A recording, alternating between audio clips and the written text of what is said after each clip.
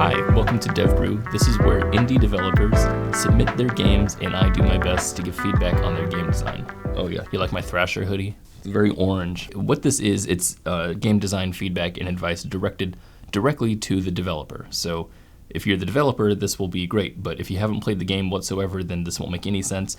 There is a link in the description where you can play the game. There's a demo, I think, on Steam. Today we're talking about a game called DopeMine Arena. DopeMine Arena. Yeah, that's a weird name. Let's just get this out of the way. This game was fun as I really like this game. This game is so fun. It's a little weird because this game is described on Steam as a bullet heaven game. And I was like, the hell is a bullet heaven game? So bullet hell, if you don't know, I'm sure you know, is a game, where there's bullets everywhere and you have to basically dodge everything. And so I thought I wouldn't like this game because I thought it was going to be a bullet hell game, but he described it as a bullet heaven game.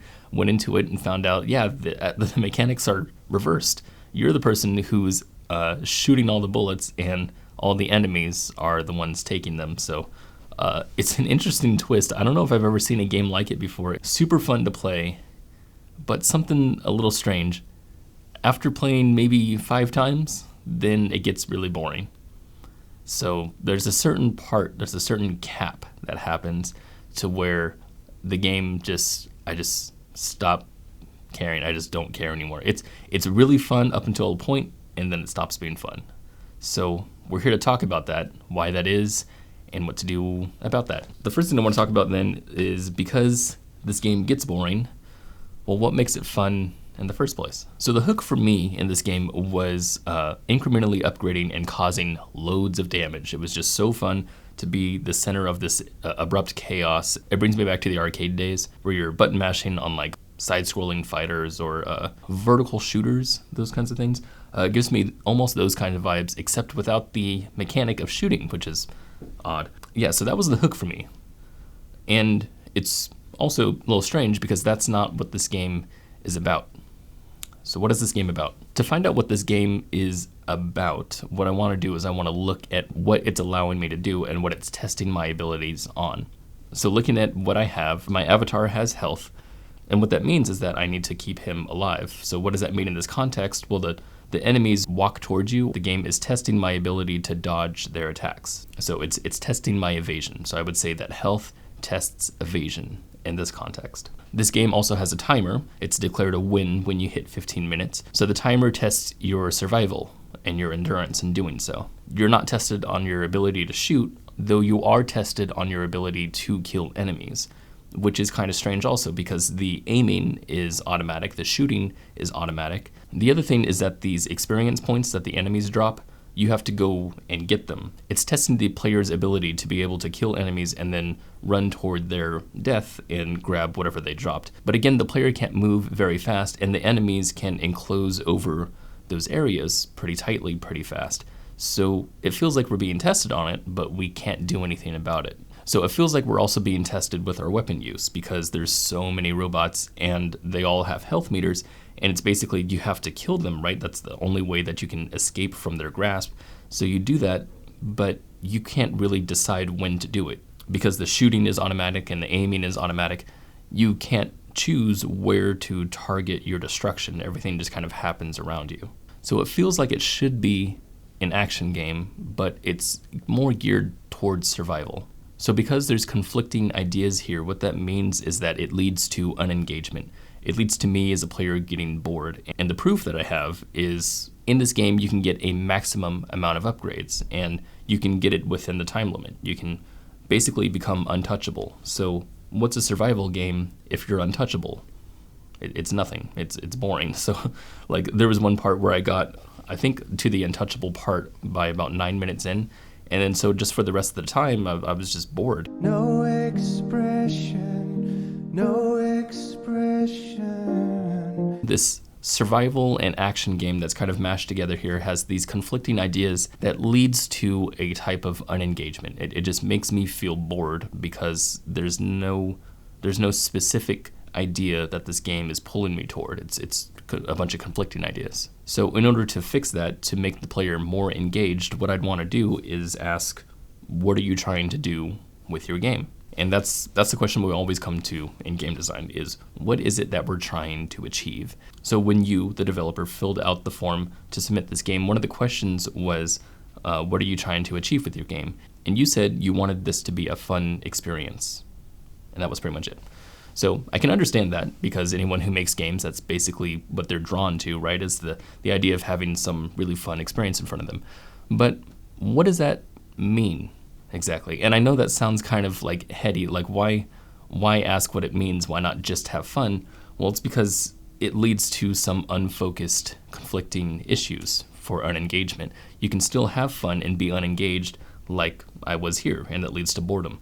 So how do we fix that? I think what we need a more focused idea about what it is that we're trying to achieve here. There was this really interesting quote from Errant Signal. He talks about the idea of fun in games, and he equates it to food being tasty.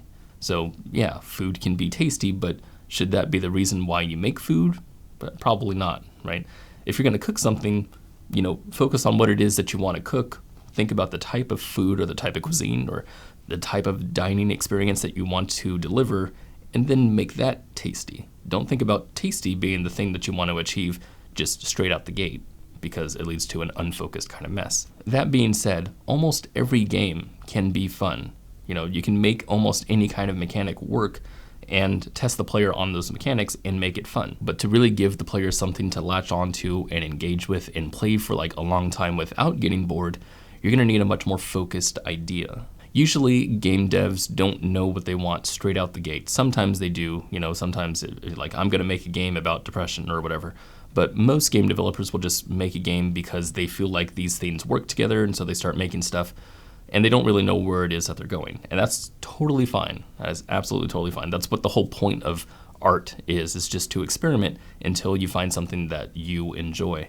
So how do we then mold that into something that's more focused? Well, what I think is that you can experiment until you find what works. Find some sort of engagement or some sort of mechanic that you think really works in this game, and then laser focus on that, as in test the player on those mechanics. So find out what works first, then test the player on those things. One of the games that comes to mind when I talk about mechanics and designing the game around it is Super Mario 64. And the reason why is because in Super Mario 64, the mechanic of running around in a 3D world was designed first. That's kind of a famous story, is that Miyamoto made sure to make running around interesting first, but then the game was designed around that. So yeah, moving around is fun, but then test the player on that moving around part. So that's what the experimentation was. The experimentation was move around, see what works, and then once you have that, then design the game so that it tests the player on those abilities. So getting back to what this game did well, to me, it felt like it was the incrementing upgrades and the causing mass amounts of damage. So if that's the experience that you wanted the player to have, what you would then do is create gameplay to test the player on those abilities. So in this case, what would testing the player on causing mass amounts of damage look like? I could see perhaps awarding the player based on how many people they attack at once, like combos, or what types of attacks that they use, and maybe the variants of attacks or something like that.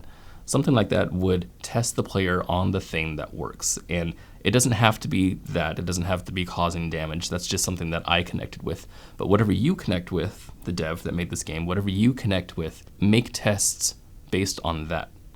And that's your gameplay. That's your core gameplay loop. And then keep doing that and see if it works with other people. See if it, rings true. I think if you keep in mind that you want the gameplay to test the player on what works, then I think you'll have something pretty amazing. So that was the main topic that was on my mind. So the other thing I want to talk about are some of the more obvious things that came up just in the beginning of the game. These are just really small. These have to do with introducing people to elements of your game. In the very beginning, there's the menu, which the menus are actually pretty good. You said that you weren't proud of the UI in your game, but I think it's pretty well done. There's some stuff that we'll get to in the actual heads-up display, like during the game, but it's pretty well done. There is actually one thing. So you have orange buttons, and it highlights blue when you put your mouse over it, And I think it highlights green or highlights a different color when you use a controller, which I just thought was strange that there's two different highlights. When the overtime mechanic is shown to you for the first time, there's a little menu that pops up and you have two buttons. And this is the weird thing about buttons and UIs, is that one button is selected and one button is deselected, but the player doesn't know which one. And so they, when they move their cursor left and right, all they have is just different highlights, and they don't know which one is highlighted and which one is not. And in fact, this happened to me where I'm like, yeah, I want to do overtime, and I, pressed A on the one that I thought was highlighted, and then it just exited the game, and I'm like, dang it, and now I have to go through 15 more minutes of gameplay. I used to do DVD menus also back in the day, and one thing that I found out in DVD menus is that when I would make buttons, I would only have text just by itself, and then I would make a highlight around the text as from one that's selected, so that even when there's two, you can find out that you're definitely selecting one and not the other. Of course, that's for DVD menus, and those are very limited when it comes to selection techniques. I'd do something simple like an arrow or an underline, but something to let me know that there's a difference between two. If you can tell the difference between two buttons, then it's good. That's a good thing. As soon as you enter the game, which by the way, I like some of the jokes that you have in here, like the loading bar joke. I thought that was pretty funny. When you start the game, you have a menu that immediately pops up that is your character selection screen. And it's pretty neat, but not knowing what this game is and going straight into it, I don't know what these percentages mean. I don't know that they're bonuses for stats. I don't even know what my stats are. I have no context. So imagine every player that comes into your game has zero context. And the reason why I say this is because most people, if you're trying to mass audience this, if you're trying to target an audience that's just everybody, then you need a catch-all thing. You need a funnel, basically, that there's no hurdles in their way. Because if there's even a single hurdle, somebody's going to say, I don't want to play this anymore, and they'll just quit. Don't care about it. One of the things I was taught in film school was nobody cares about your movie. And I love that so much because what that said to me was that I have to work for it, right? I have to work for the idea that someone's going to care about this, which means I have to build up context, I have to give them information, I have to let them know what they should care about. So let your people know, let my people know what they should care about in a game, and try to make it engaging. So that includes, in the menu, that includes like telling the people what the stats are, why you need the stats, what will happen with the bonus. I mean, you don't even have to, put like percentages in there. You can just put like, this guy goes a little faster, or this one has a little bit more defense or attack power or whatever. Just something that makes sense to the layman, to someone who doesn't know what crit means or something like that. Another thing that happens is the weapon selection. And I don't know what the weapons are. I don't know what they do. And I don't know that they're automatically firing. That was one thing that confused me when I began the game first. I didn't understand it was automatic, that the aiming and the firing were automatic. But then I figured out that there must be some sort of pattern to the aiming. Maybe it aims at the closest enemy or something like that. So I would place myself intentionally close to enemies, hoping that my weapon would shoot them. And it didn't always work that way. I always talk about making intro levels, like a silent tutorial. That's my design advice for almost any game that's not linear, is to have an intro level, to somehow have an introduction to the game. Oh, you know what? There's a Dev Brew episode actually that has a really good part like that. In fact, shout out to this guy, Genetics, I think. He made this game called Survive Into Night. And in this game, I did a Dev Brew episode on my first channel. He had an open world kind of thing. It was not a linear game, but he had this intro part that he built that was specifically made to have the player learn all these elements one by one. So I would consider checking that out if you're interested in figure out how to create an intro stage but still have it within an open world. It doesn't really apply to this kind of arena type of gameplay, but it's useful information. Another thing that was confusing was these big red spots that would happen.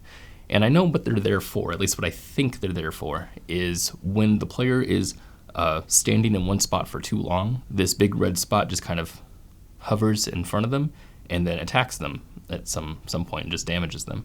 The mechanic itself is interesting. I think that's fine. It's totally fine to have something like that. But it didn't make any sense to me because this world kind of seems cohesive, right? Like it seems like there's an actual world here. I'm a human fighting robots and I'm in an outside area. they're all screaming pop culture references for some reason, but it's more or less cohesive, right? This whole area. But then this big red spot seems to be like an arcade thing. I don't really understand what's happening. It's like the game says, don't stand there. Like, it really doesn't feel like it's part of the world at all. Is that something that's supposed to fall out of the sky or something like that? Because that would make more sense if there was like something attacking you from the sky. But it just didn't make sense inside the world. I didn't really understand what it was at first, and I didn't know that it hurt me. Even when I did get hurt by that bubble, I didn't really understand it was from the bubble that hurt me. Because again, I've been hit by these robots that actually exist in the world, and they're the ones that are damaging me. So why would this red circle damage me? One funny thing was that these collectibles, the robots drop. That's the whole point of the game, right? Is to collect these collectibles. Which, by the way, that was really cool when you pick up the magnet and it just sucks in all the collectibles at once. I really liked that mechanic. That was really cool. When I was first playing the game and the robots dropped these little collectibles, my gamer brain engaged, and I was just like, oh, hey, I gotta go get those. For no other reason than just I think I should get those because the enemy dropped it when I killed them. So I got it. I didn't understand what it was for, though. And I know I'm probably the minority when it comes to this, but I don't know, maybe I'm not.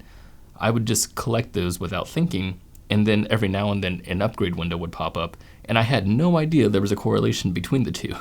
I had no idea what I was picking up was actually my experience points, because usually experience points come to me after attacking just automatically. I eventually figured it out, the connection between the two, but it was a hurdle. It was something that I had to figure out, that I had to go in and try to figure out what was happening. And I think the reason is because the experience bar, is this nondescript blue bar that's just sitting at the bottom of the screen, and my eyes are never on it. I'm always looking at the middle of the screen, and I can see that these things, get sucked into you, and I like that that's an animation, and that I'm seeing that thing does have value in the world, but I don't know what it's for. This bar at the bottom just fills up while you're collecting these things. I never saw the connection between the two. I don't know how you do it, but something needs to show me that, whether that's when you collect them, that instead of sucking into you, they go to the bar, or they both light up a similar color, or something like that. Something needs to, connect the two. Another thing was I never knew what these big black hole spheres were that these mini bosses dropped. There was a green arrow that would point to it, which I appreciate. I like that, it's telling me to collect it, so I went and collected it. And then this box comes up that just says these items and then numbers, and it says, hey, congratulations. And I'm like, what happened? Do I get something? Again, there was no correlation, I feel like, between those numbers and the ones at the top. I did eventually figure out that those are adding basically multiple, upgrades at a time, but it doesn't say that in the window, at least I don't think it does. I'm very visually inclined, and so when I'm watching a game, if there's not something that's specifically telling me, hey, this is connected to that, then I completely miss it. And so it took me a long time. In fact, I just figured out what those spheres were just on my last play. I wasn't even a playthrough, actually. It was while I was watching my footage back, so I didn't know what those were for the entire time. I just knew that I had to collect them. Just one last thing. This is so stupid, but it's the fire. When you grab weapons in this game, the idea is that these weapons just kind of, fire randomly. But when you specifically get that flamethrower, and it fires one way and then it starts to rotate, it's one thing that you can use to actually aim and hurt enemies intentionally. It's actually something that you can use to aim.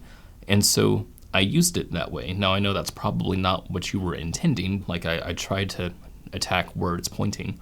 And because I do that, when it turns off and it goes into the cooldown period, I think it's still right there, and that when it comes back on, it'll be in wherever it was when it left.